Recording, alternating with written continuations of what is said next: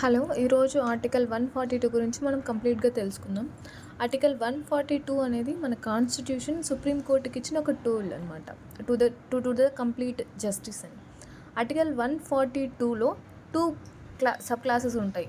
Article 142 clause 1 and article 142 clause 2. ఈ article 142 clause 1లో ఏ ఆర్డర్ అయినా ఇవ్వచ్చు supreme court to do the complete justice.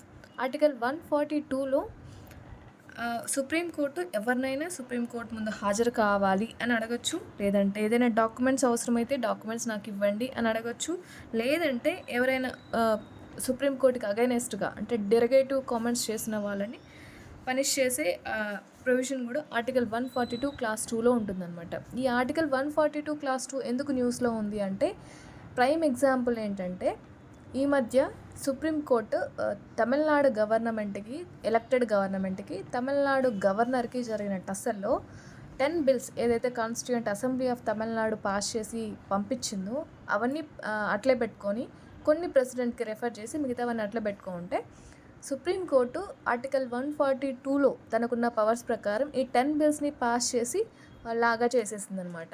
ఇంకా అట్లా ప్రెసిడెంట్కి గవర్నర్కి కొంచెం టైం ఫ్రేమ్ కూడా ఇచ్చింది.